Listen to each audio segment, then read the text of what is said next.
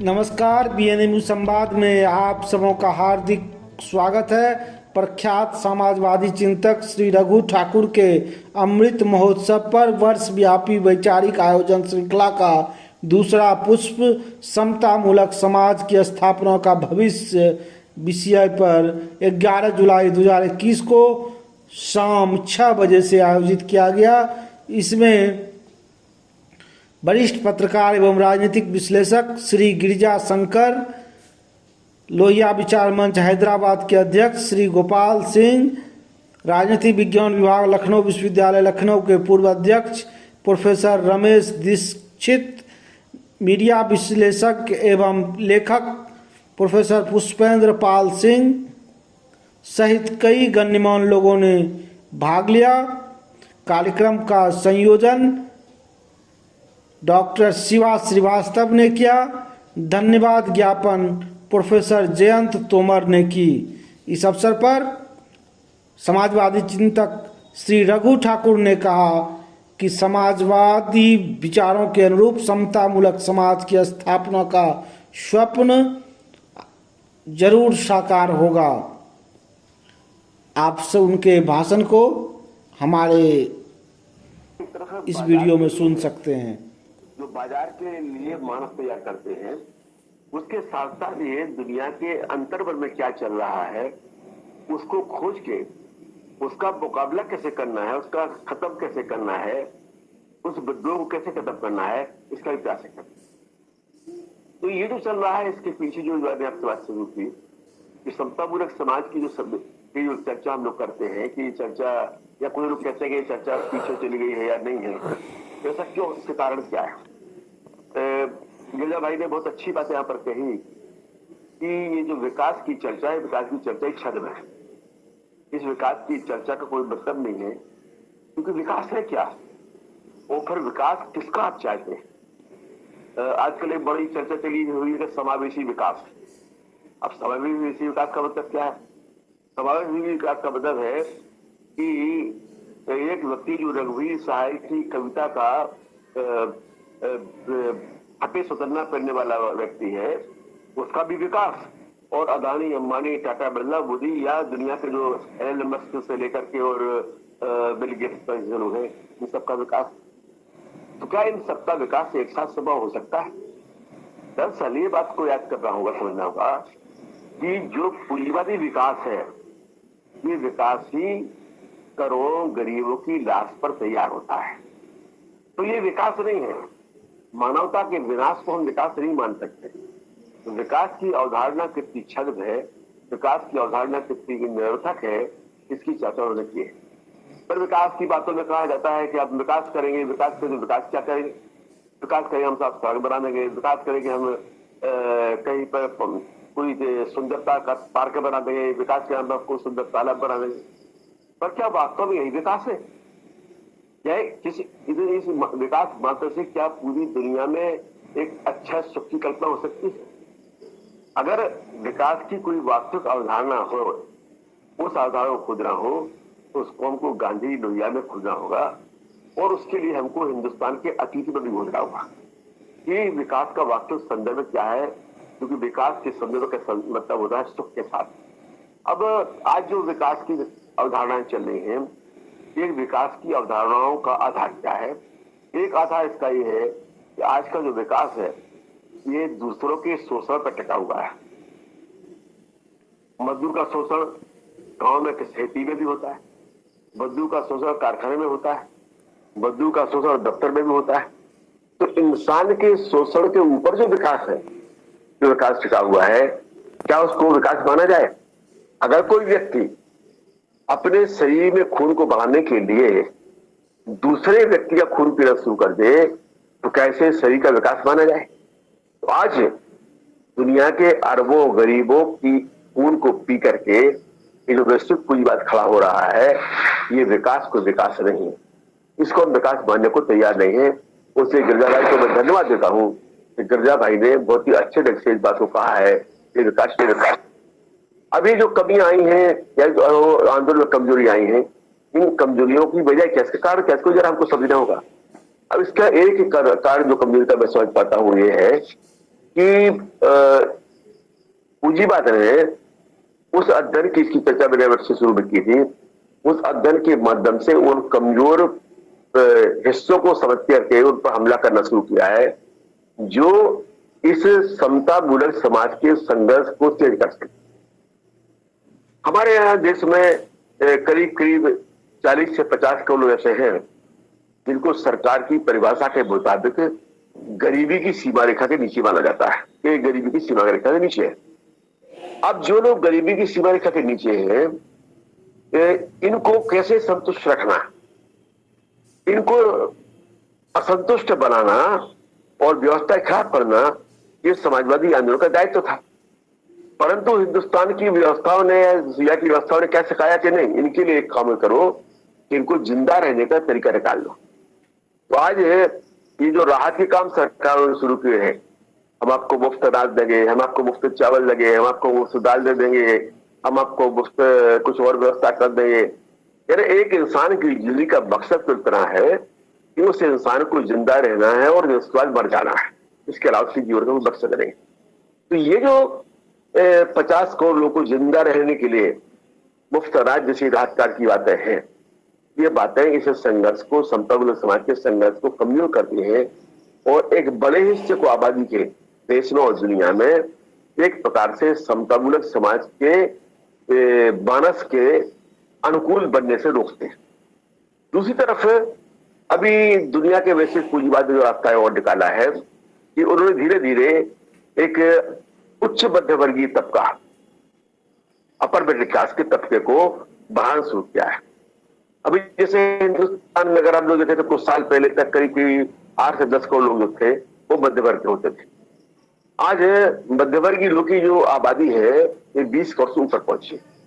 और इसमें कौन कौन किस प्रकार के लोग हैं? जो बड़े वेतन वाले पाने वाले लोग हैं वो उच्च मध्यवर्गीय लोग हैं, जो व्यापार में ज्यादा पैसा कमाने वाले हैं वो भी बड़े उच्च मध्यवर्गीय लोग हैं, जो बड़े बड़े भूमिपति हैं, किसान हैं, वो भी उच्च मध्यवर्गीय लोग हैं, और पूंजीपति लोग हैं कहने को वो भी तो अरबपति हैं, अमीर है, पर वो भी इसी प्रकार के लोग हैं। अब ये जो 20 करोड़ लोग हैं, ये 20 करोड़ लोग ऐसे मानस के लोग बन गए हैं कि जिनके मन से संघर्ष का सपना मिट गया है। आज हिंदुस्तान का या दुनिया का जो संगठित कर्मचारियों का आंदोलन है या संगठन है, वो संगठन अब इन सवालों पर लड़ने को तैयार नहीं है, क्योंकि वो अभी एक अपर मिडिल क्लास में, उच्च मध्य वर्ग में बदल चुके हैं। तो एक जो बीच का हिस्सा था कि जो हमारी आवाज को पहुंचाता था, बातों को पहुंचाता था, बीच में गरीब आदमी के बीच में और समाजवादी विचारों के बीच में या समतामूलक समाज की स्थापना के लोगों के विचारों के बीच में जो पुल का काम करता था, वो आज दिमागी तौर पर पूंजीपति बन चुका है। उनकी सुविधाओं से इतना ग्रस्त हो चुका है कि उन सुविधाओं को छोड़ नहीं सकता है। जिसकी तनख्वाह है आज एक निजी क्षेत्र में 2 लाख रुपया, 3 लाख रुपया, 5 लाख रुपया महीने की है।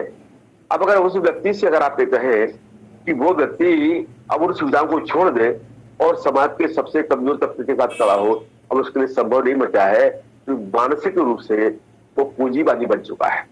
तो पूंजीवाद ने बहुत योजना पूर्वक एक बड़े हिस्से को, आबादी के एक बड़े हिस्से को मानसिक तौर पर पूंजीवाद समर्थक बना दिया है। और दूसरी तरफ जो गरीब तबका है, उस गरीब तबके के लिए ये बता दिया है कि तुम्हारा काम तो इतना है कि तुम जिंदा रहो, 35 किलो अनाज हमसे ले लो, इस अनाज से तुम अपना पेट भर लेना, बच जाए तो इससे सब्जी खरीद लेना, बच जाए तो इसी में से शराब पी लेना और अपनी जिंदगी खत्म करना। तो आज जो संघर्ष है, ये संघर्ष 2 प्रकार से है।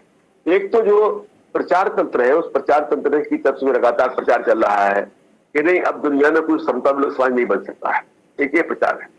और दूसरा जो प्रयास था, दूसरा जो चर्चा थी, या दूसरा जो बीच के संघर्ष करने वाले लोग थे, अब वो संघर्ष करने वाले लोगों की संख्या कम हो रही है। अभी हम लोग देख रहे हैं आज ये पेट्रोल का दाम 100 रुपये से ऊपर चला गया। कभी कभी राजनीतिक दल के नेता लोग बयान दे देते हैं, अखबार में आ जाता है, टीवी पर आ जाता है कि हो गया, पर तो कोई किसी के लिए कोई पीड़ा है क्या? क्या कोई आदमी ने अपने पेट्रोल के इस्तेमाल के कुछ कम किया है? अगर हम लोग देखें कि इस पर कोई असर नहीं पड़ा है, ये खाली एक प्रकार की चर्चा पर चल गई है, तो इसके बजाय क्या, इसके कारण क्या है? सच्चाई कितनी है? सच्चाई तो ये है कि हिंदुस्तान के पेट्रोल पर, डीजल पर, गैस पर आज जो टैक्स लग रहा है, उस टैक्स से ही सरकारें चल रही। यानी जीएसटी के माध्यम से भारत सरकार के लिए पिछले साल में मुश्किल से 4 लाख करोड़ रुपए के आसपास मिला है। और पेट्रोल, डीजल और गैस के दाम की वृद्धि से हिंदुस्तान की सरकार को पिछले एक साल में 5 लाख करोड़ से ऊपर मिला है, लगभग 6 लाख करोड़ रुपए मिला है। तो अब आप बताइए, ये सरकारों का खर्च चरकाए पे रहा है। इनके वेतन से लेकर सुरक्षा तक का जो खर्च है, ये सारे खर्च तो एक मध्य वर्गीय इंसान की पॉकेट की जेब से पैसा निकाल के खर्च चल रहा है।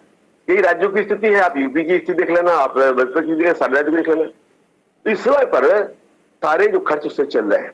अब इस परिस्थिति को समझाना, इस परिस्थिति को समझना, ये काम कौन कर सकता है? तो एक तो जो समाजवादी विचारधारा है, समतामूलक समाज की स्थापना की जो कल्पना है, मैं ऐसा मानता हूं कि ये कल्पना कभी भी हार नहीं सकती है। और वक्ती तौर पर कोई ऐसी कल्पनाएं हो सकती है, ऐसा लगे कि ये कल्पना पीछे जा रही है, परंतु अंततः दुनिया को समता की ओर जाना पड़ेगा। दरअसल कमी क्या हुई है? कमी हुई है कि हम लोग हिंदुस्तान के या दुनिया के लोगों में, कमजोर गरीब लोगों में समता की भूख नहीं आ। कुछ लोगों की भूख जगी, वो भूख समता की नहीं है, वो बड़े होने की भूख। जब वो बड़े बनने लगे तो भूख खत्म हो गई। हमें बड़े होने की भूख मिटाना है। हमें अभावग्रस्त रहने की जो इच्छा है, इसको मिटाना है। हमारे प्रयास होना चाहिए, समतामूलक समाज की स्थापना के लक्ष्य पर लोगों का प्रयास होना चाहिए कि बड़े बनने की भूख को मिटाओ। और यही जिंदगी है जिसमें कोई समता की आकांक्षा नहीं है, इस निराशा को मिटाओ। तो बड़े बनने की लालच और यथावत रहने की जो निराशा, इन दोनों को मिटाने का काम आज करना पड़ेगा। डॉक्टर लोहिया कहते थे कि समता की भूख जगाना है। आज समता की भूख भी जगाना है, और समता की भूख के प्रति जो निराशा आई है, या समता की भूख के आंदोलन पर जो निराशा आई है, उस निराशा को भी मिटाना है। तो सर, एक और काम प्रचार तंत्र से हुआ है कि प्रचार तंत्र ने अब राजनीति के ऊपर, क्योंकि ये सारी जो व्यवस्था है, इस व्यवस्था का निर्माण तो राजनीति के माध्यम से होता है। तो राजनीति के माध्यम से जब व्यवस्था का निर्माण होता है, तो अगर आपको बदलाव लाना है तो राजनीति से बदलाव हो सकता है। तो आज जो हमला हुआ है, वो हमला इस प्रकार से है कि लोगों को सिखाया गया है या कहा जा रहा है कि राजनीति को बदल दे, राजनीति दूर रहो। आजकल लोग बड़े शान से कहते हैं मैं कोई राजनीतिक दल में नहीं है। अरे भाई, अगर आप राजनीतिक दल में नहीं है तो क्यों नहीं है? मैं तो कहता हूं कि जो व्यक्ति ये कहता है कि मैं राजनीति में नहीं हूं, वो अप्रत्यक्ष रूप से कह रहा है कि मैं इंसान नहीं हूं। क्यों? राजनीति क्या है? राजनीति तो इंसान को गढ़ना है। राजनीति तो इंसान को गढ़ना है, और जब एक इंसान गढ़ा जाएगा तो फिर समाज गढ़ा जाएगा। तो राजनीति समाज को गढ़ना है। राजनीति क्या है? राजनीति एक सपना है कि हमारा समाज कैसा बने, हमारा समाज कैसा हो। और अगर इसमें कोई व्यक्ति कहता है तो मेरा कोई सपना नहीं है, जिस व्यक्ति कोई सपना नहीं होगा, क्या वो व्यक्ति कोई इंसान हो सकता है? हम मान सकते हैं कि जानवर का कोई सपना नहीं होता है। कुत्ता का पेट भरता है, पर कुत्ते का कोई सपना हो हमारी जानकारी में नहीं है, क्योंकि कुत्ते की भाषा हमको नहीं आती। हो सकता है उसका भी कोई सपना हो, मैं नहीं जानता हूं।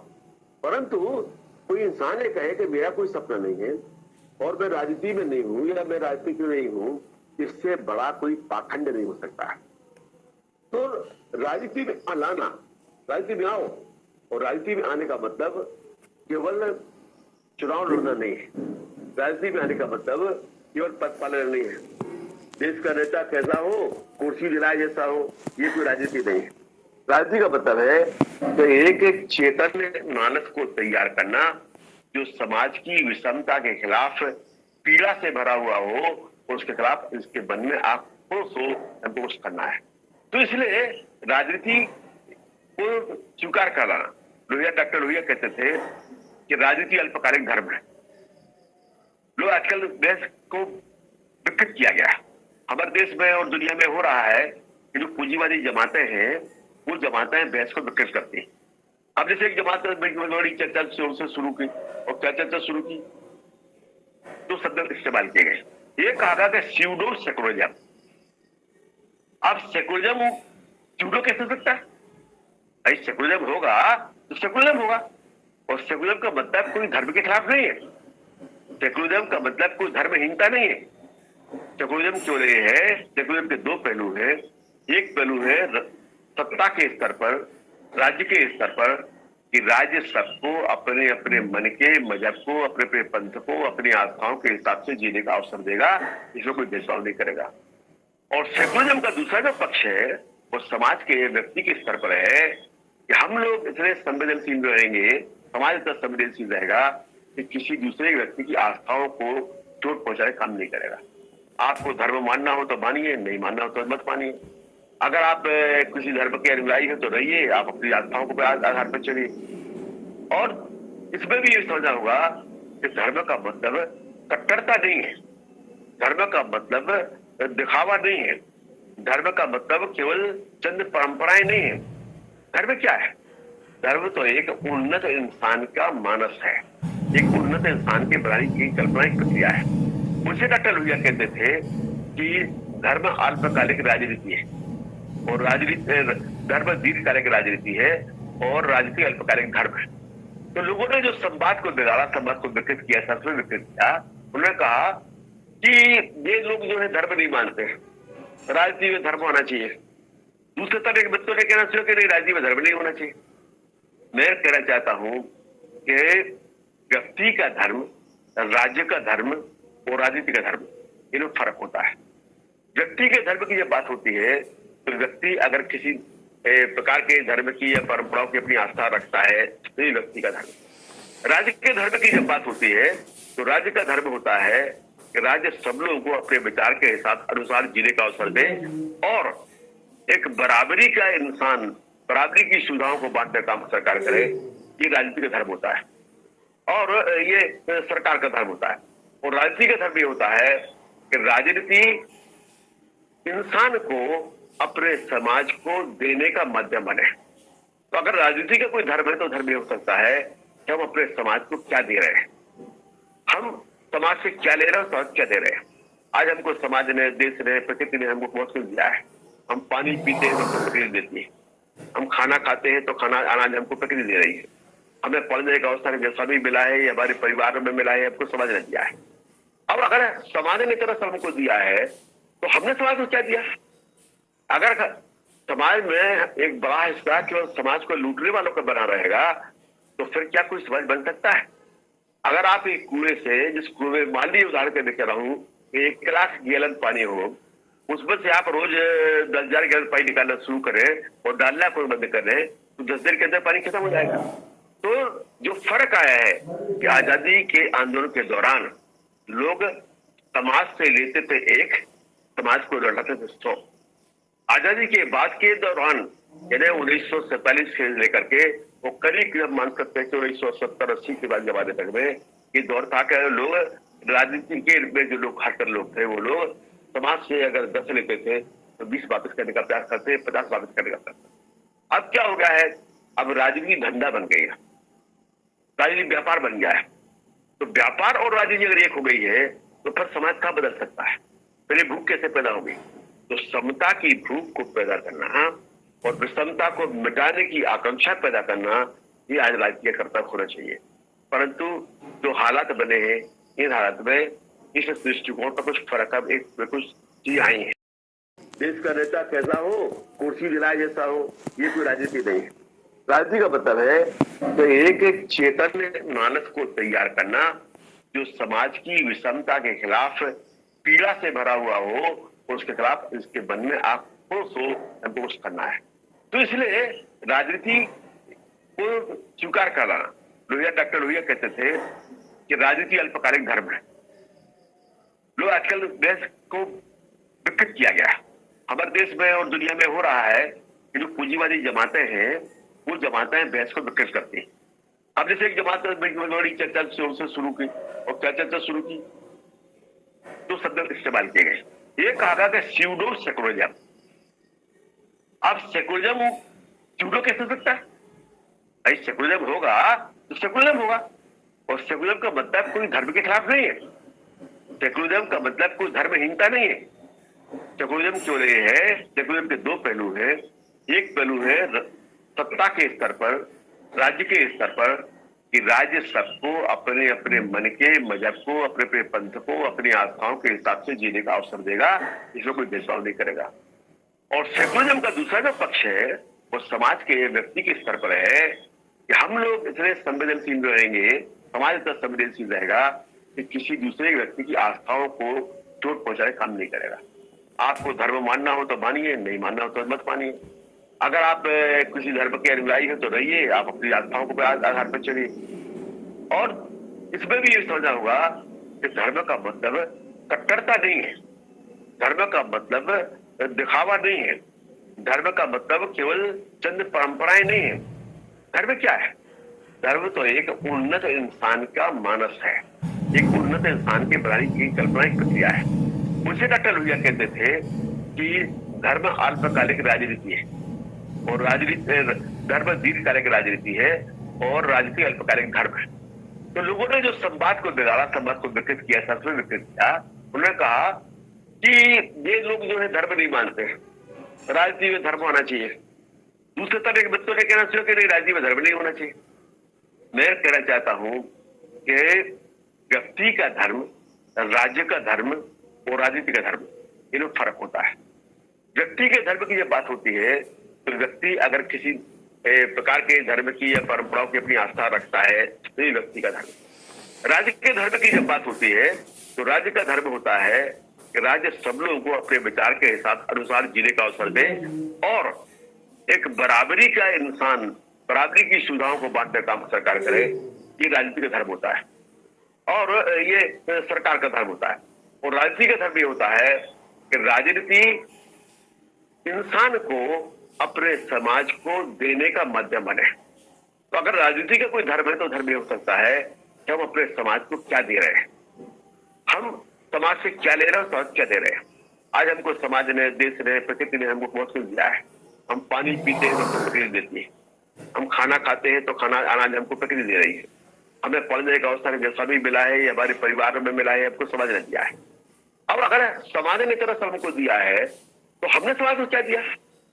अगर समाज में एक बड़ा हिस्सा केवल समाज को लूटने वालों का बना रहेगा तो फिर क्या कोई समाज बन सकता है?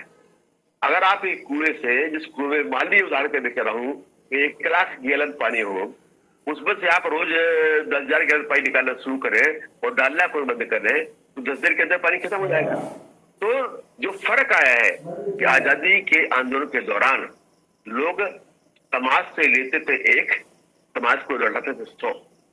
आजादी के बाद के दौरान यानी 1947 से लेकर के वो करीब मान सकते हैं कि 1970-80 के बाद जमाने तक में ये दौर था कि लोग राजनीति के में जो लोग खासकर लोग थे वो लोग समाज से अगर 10 लेते थे तो 20 वापस करने का प्रयास करते, 50 वापस करने का प्रयास। अब क्या हो गया है? अब राजनीति धंधा बन गई है, राजनीति व्यापार बन गया है। तो व्यापार और राजनीति अगर एक हो गई है तो फिर समाज कहाँ बदल सकता है?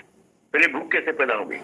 तो समता की भूख को पैदा करना और विषमता को मिटाने की आकांक्षा पैदा करना, ये आज राजनीति का कर्तव्य होना चाहिए। परंतु जो हालात बने हैं, इन हालात में इस दृष्टिकोण पर कुछ फर्क, अब एक कुछ चीज आई है।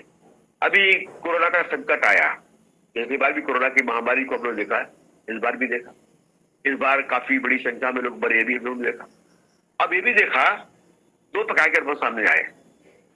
जो भारतीय दर्शन कहता रहा है कि भाई शरीर ये सब इंसान में जो है ये नश्वर है, इस प्रकार का शरीर नश्वर है, तो इसका भी अनुभव मालूम पाया कि ऐसे भी लोग थे जिनके पास सब कुछ था, जिनके मंत्री थे वो अपने भाई को एक पलंग नहीं दिला पा रहे थे, एक बेड नहीं दिला पा रहे थे और इसके लिए गुहार कर रहे थे अधिकारी की साथ में उसको बेड दिला दिया जाए।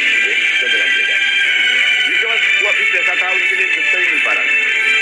तो कैसा पर जाने के बाद में एक प्रकार से निरर्थक है, जिस पैसे अकेले से बात को छोड़ने वाला नहीं है। तो संपत्ति की निरर्थकता को इस कोरोना काल में सिद्ध किया है। जो भारतीय दर्शन था, जो डॉक्टर लोहिया कहते थे कि कांचन मुक्ति, कांचन मुक्ति, जिसको गांधी ने पेरेंट्स से कहा, तो वो कांचन मुक्ति का अनुभव इस बार लोगों ने किया है और लोगों ने अनुभव किया है कि पैसा बेकार है। एक नंबर 2 कि जो सुविधाएं हैं सरकार की तरफ से, वो सुविधाएं कहाँ हैं? अगर ये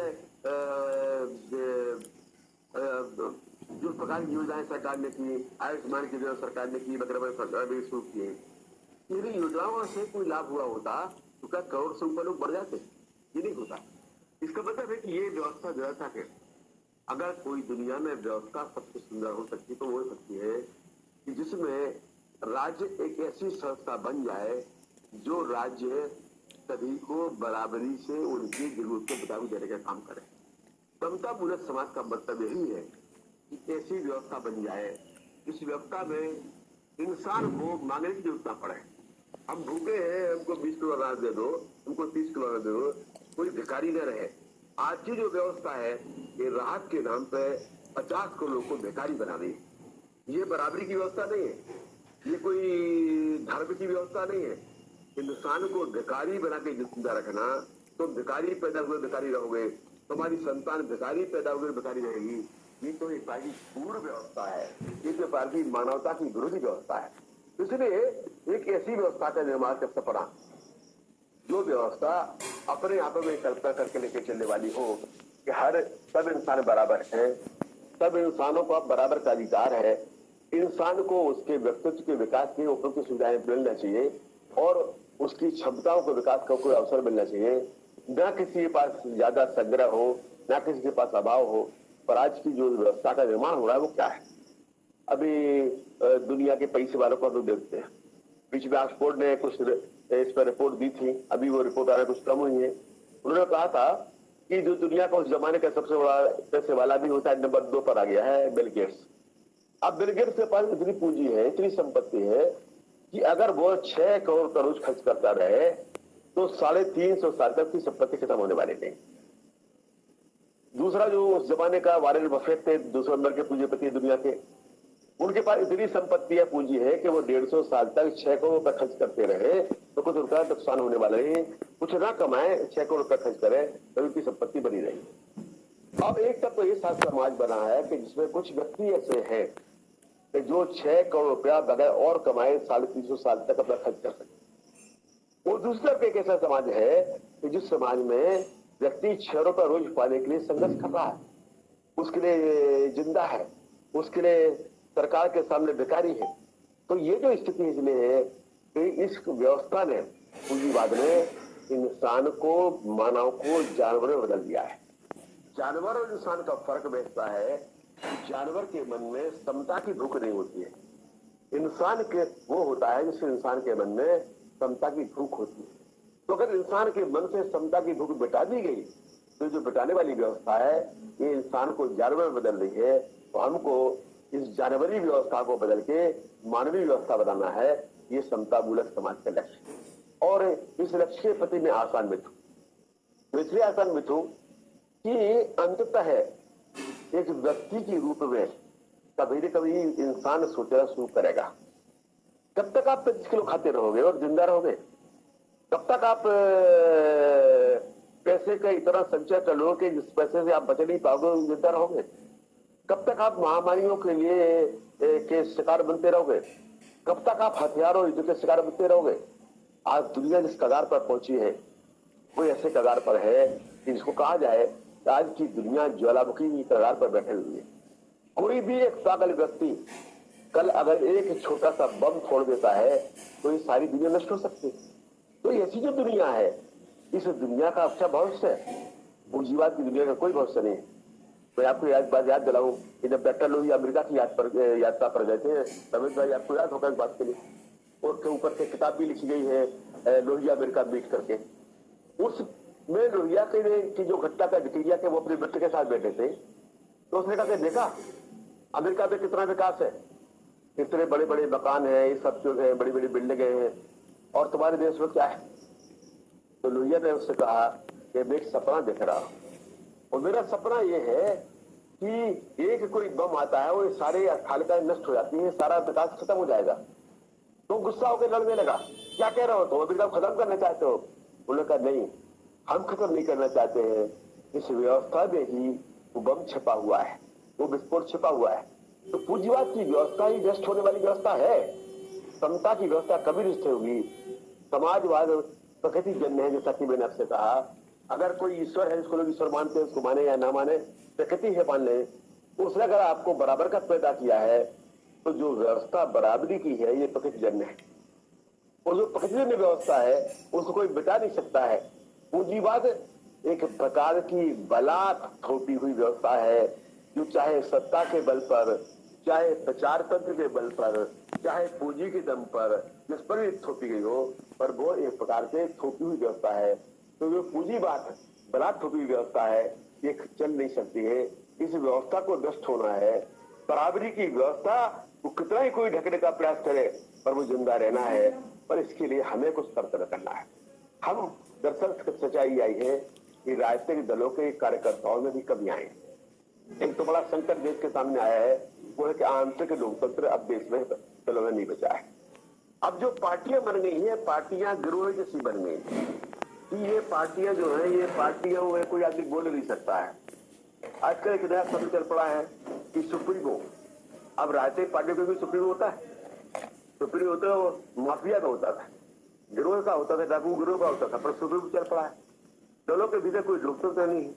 तो दलों में लोकतंत्र खत्म कैसे हुआ? इसलिए खत्म हुआ है कि इस पूंजीवाद ने दलों में लोकतंत्र खत्म किया है। और अगर ये पूंजीवाद और आगे जाएगा तो ये मान के चलिए कि दुनिया में भी लोकतंत्र को खत्म करने का हथियार का चलन चलेगा। और मैं आपसे ये कह रहा हूँ जिम्मेवारी के साथ में कि पिछले दिनों दुनिया के बड़े बड़े नाम वाले कई अखबारों में एक लेख की श्रृंखला चलना शुरू हुई। हमने उसको पढ़ा है, लंदन के इकोनॉमिस्ट में हमने उस लेख को पढ़ा है। उसमें कहा जा रहा है कि ये जो राहत की व्यवस्था बेकार है। अब तो चीन की कम्युनिस्ट व्यवस्था भी अच्छी है कि जो कोई राहत नहीं देगी, केवल आपसे काम लेगी, डंडे की दब पर काम लेगी। तानाशाह काम लेता था, आज वो व्यवस्था काम लेगी और आदमी के लिए काम करना है। अब आप मांग नहीं सकते हैं। वो लोकतंत्र की जो विरोधी व्यवस्था है या तानाशाही की व्यवस्था है वो सही है। तो अब जो वैश्विक पूंजीवाद है उसने लोकतंत्र की अवधारणा को ही खत्म करके एक प्रकार की तानाशाही के रास्ते पर ले जाने के लिए मानसिक वातावरण तैयार करना शुरू किया है। तो ये जो समता का संघर्ष है, ये समता का संघर्ष लोकतंत्र बनाम तानाशाही के संघर्ष है। हम उम्मीद करते हैं कि लोकतंत्र जीतेगा। अंततः लोग अपनी आवाज को बखर रखने के लिए, अपने आवाज को अधिकार के लिए बोलना, अपने विचार को रखना, अपने विचार के लिए जीना, ये जो पूंजी है, खाना बाद में भी हो सकता है पर विचार पहले हो सकता है। ये जो बहस चलाई गई थी दुनिया में, एक जमाने में मार्क्सवादी और मित्रों ने चलाई थी कि वो लोग क्या चाहिए, रोटी चाहिए या आजादी चाहिए। समाजवादियों ने कहा, लोहिया ने कहा कि नहीं, दोनों चाहिए और दोनों साथ दे सकते हैं। आज भी वो व्यवस्था जिंदा है। उसी बहस को आगे बढ़ाना है, समता की भूख को पैदा करना है और समता की भूख को हम लोग पैदा करने का काम करेंगे। हम लोग जाएं, अब पर कार्यकर्ता लोग जाते रहे। आजकल राजनीति विज्ञापन प्रौढ़ हो गई है। अखबार में विज्ञापन छपा लो, कोई के पास पैसा है। आजकल जो प्रकार के लोग राजनीति में ज्यादा लोग आ रहे हैं, कोई ठेकेदार है, कोई तरीके से पैसा कमाते हैं, एक विज्ञापन दे दिया। ये राजनीति नहीं है। आप लोगों में जाइए, उनसे पूछिए कि भाई तुम गरीब क्यों, तुम 25 किलो आज के लाचार क्यों, इसके पीछे वजह क्या है? कोई उत्तर देगा कि हमको भगवान ने इसलिए वो किया है, हमने तो पहले में पाप किए थे। तो बताइए कि जो पाप कर रहे हैं वही तो अरबपति है, ये इसलिए नहीं है। तो लोगों के मन में चेतना पैदा करना, बराबरी की भूख पैदा करना, ये राजनीति का कर्तव्य है। और इस भूख को जगाने का काम हम लोगों का है। हम सब साथियों को यहाँ पैगाम है, जो लोग हमारे साथ काम कर रहे हैं हम उनके आभारी हैं। गिरजा भाई ने हमारे साथियों के बारे में जो कहा, हमने सही कहा है। हम लोगों से कहते हैं कि भाई मैं बगैर कमाई वाला करोड़पति हूँ, क्योंकि कोई यात्रा भाई रुकती नहीं। जहां चाहते हैं वहां जाते हैं, वहां से लोग अगले साल भेज देते हैं, खाना खिला देते हैं, हमें कपड़ा दे देते हैं। हमारे कई बच्चे जो साल में 1-2 जोड़ी कपड़े को पहुंचा देते हैं। पर जरूरत क्या है? एक इंसान की बुनियादी जरूरतों के हमारे पास सब कुछ है और उतना ही हमको चाहिए। परंतु हमारी जो सबसे बड़ी जरूरत है वो है कि वर्तमान समाज जो विषमता मूलक समाज है इसको बचाना। एक बात और बात की बात को खत्म करूंगा कि पूंजीवादी लोग भी या व्यक्ति भी आजकल कुछ ऐसे उदाहरण दे रहे हैं कि जो भविष्य के संकेत है। अभी एक समाचार पत्र आया, एलन मस्क जो दुनिया के बड़े पैसे वाले हैं, वो 375 वर्ग मीटर की जगह में रहते हैं।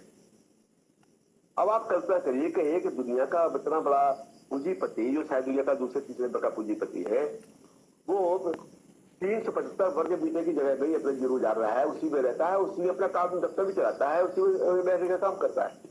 और एक हिंदुस्तान का उद्योगपति है कि वो 8,000 करोड़ रुपए में मकान बनाता है, उसमें रहना चाहता है। अब मैं पूछना चाहता हूं कि पूंजी के खिलाफ कौन है? समाजवादी है, प्रचार चलाया जा रहा है, ये समाजवादी लोग हैं, पैसे के खिलाफ है, ये पूंजी के खिलाफ है, ये घर के खिलाफ है। ऐसा नहीं है। पूंजी का कोई सबसे बड़ा अगर शत्रु है तो पूंजीवाद है, और पूंजी का कोई सबसे बड़ा दुष्ट अगर है तो समाजवाद, वो बराबरी के फर्क वाला। इसलिए हमें चाहते हैं कि पूंजी का दुरुपयोग खत्म हो जाए। 8,000 करोड़ का मकान क्यों चाहिए? अगर एलन मस्क के 375 मीटर में रह सकता है तो क्या अंबानी, अदानी, टाटा, बिरला, मफतलाल, मोदी और तमाम जितने भी लोगों के नाम ले ले देश में और दुनिया के लोगों के नाम ले ले सकते हैं? पर पूंजी को रेस्ट ये लोग कर रहे हैं जो शोषण से कमाई हुई पूंजी है। तो हम तो शोषण से कमाई हुई पूंजी के लिए समाज में उत्पादक पूंजी बनाना चाहते हैं, जिससे रोजगार पैदा हो, जिससे बराबरी पैदा हो, जिससे शोषण मिटे। तो ये सपना है, इस सपने को बांटना, इस सपने को पहुंचाना। जो लोग राजनीतिक दलों में सक्रिय हैं उनसे मैं कहना चाहता हूं कि ये जो पद पाने की इच्छा है, ये इच्छा बहुत देर तक चलने वाली नहीं। हमने कहा दलों में राजनीतिक लोग तो नहीं, आज के लोग संगठन की चर्चा करते हैं। कौन संगठन वाला है? कौन संगठन वाला बताइए? भारतीय जनता पार्टी के लोग अगर चले जाते हैं दूसरी पार्टी में, मिलकर सरकार बना लेते हैं तो वो सरकार में पहुंच जाते हैं, और पार्टियां उनके भी चलना शुरू कर देती है। कांग्रेस वाले छोड़ के चले जाते हैं भाजपा में, वहां सरकार में पहुंच जाते हैं तो लोग भी चले जाते हैं, भाजपा वाले होके नेता वो बन जाते हैं। और संगठन है ये, कोई पार्टियां जो है, ये पार्टियों में कोई आंतरिक लोकतंत्र नहीं है।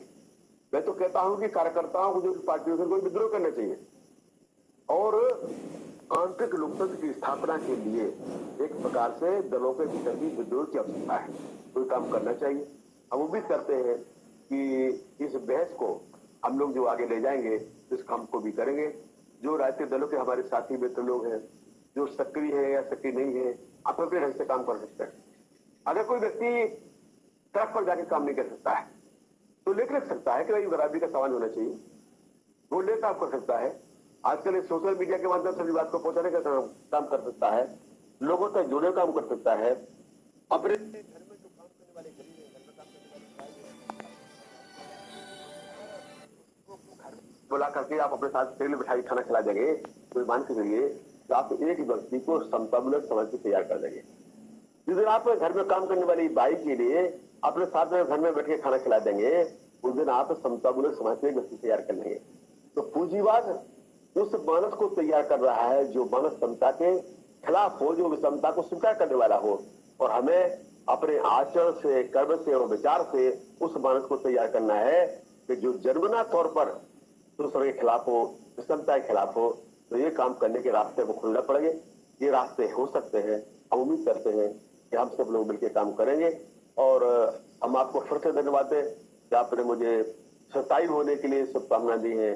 अब हम आपसे इतनी और अपेक्षा करेंगे। इसके साथ साथ आपसे ये भी कहिए कि रघु जी, आप जिस पथ पर चल रहे हो, रास्ते पर चल रहे हो, चलते हैं ना, अगर इससे जरा भी हटो तो सताई की जो कल्पना या जो शुभकामनाएं हैं ये वापस कर लेंगे और कहेंगे कहीं उससे बेहतर मर जाओ, ताकि कम से कम अपना नाम बदनाम ना हो और आंदोलन का नाम बदनाम ना हो।